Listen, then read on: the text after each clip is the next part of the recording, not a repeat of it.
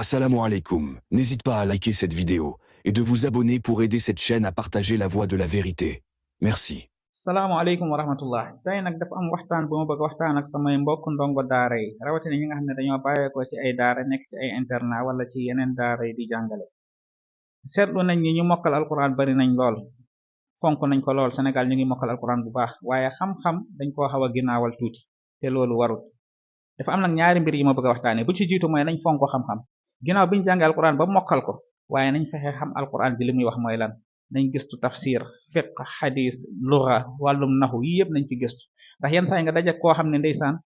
daanaka lu mu mën a ñaari jumla sax te na ko nga gis koo xam ne wàllum fiqh lim ci xam bëriwul te pourtant danaan la mokkal naa te pourtant noonu lay demee dëgg la mokkal na kon ngal la biñ jàngee ba noppi nañ fexe jàng xam-xam ndax kat loolu mooy mën a ñàkk suñu alquran bi mokkal alquran rek di tërërëri ak moom xam li nga mokkal mooy lan ci magum jëmm bu dee xale sax mën nañ comprendre waaye magum jëmm da nga war a fexe boole ci xam-xam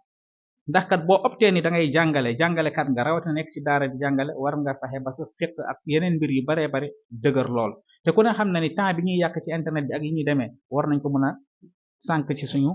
temps bi ñuy sànq war nañ ko mën a jeexal ci jàng ci gëstu ci yokk suñu alluwe ku ne xam na ni xam-xam du doy wa fawqa kulli zi ilmin alim te loo xam rek di nga gis ku la féete kaw kon ngal la loolu nañ ci bàyyi xel ba ca topp it gis nañ ci ñoo xam ne buñ jàngee ba noppi ba mokkal dañuy sóobu ay mbirum wàllu xam-xamu baatin ay wàllum lasraar ay wàllum ñaan ndongo daara yi ñeme nañ ko lool damay faral di wax ni Sénégal moom léegi est-ce que sëriñ si sax ëpp ñu taalibe yi subhanallah loolu tamit jàpp naa ni wax dëgg yàlla donte ne am nañu ci yàlla may waaye dafa am loo xam ne jàpp naa ni moom moo war a jiitu mooy fexe ba lu jëm ci wàllum diine ibadaat mu amalaat nga peg ko man jàpp naa ni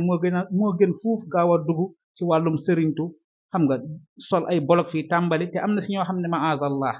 yu ci ëpp ay war la yoo xam ne ak wax naka sudul noonu bari na ci lool te ay ndongo daara yu mokkal alquran lañ bàyyee ko ci daara ji yooyu tamit nañ ko éviter bonaluñ ñu koy def waaye nag ñëpp mënuñoo nekk ay sëriñu lasraarkat te réew mi foo natt lasraarkat yi rek weesu na ko te ña ca ëpp moom la ci yàlla xam doy na kon nag nañ yokku xam-xam bi jàpp naa ni boo ne da ngay jàngale war nga fexe peeg lu baree bari ci wàllum diine ak sa kémt lay kàttan fii nii foo yem rek yaa fa yemale sa bopp lu waaye góorgóor ci wax xam-xam dina ko am na ñoo xam ne da nga leen tuddal ay turu téere yi teer a teer sax duñ ko xam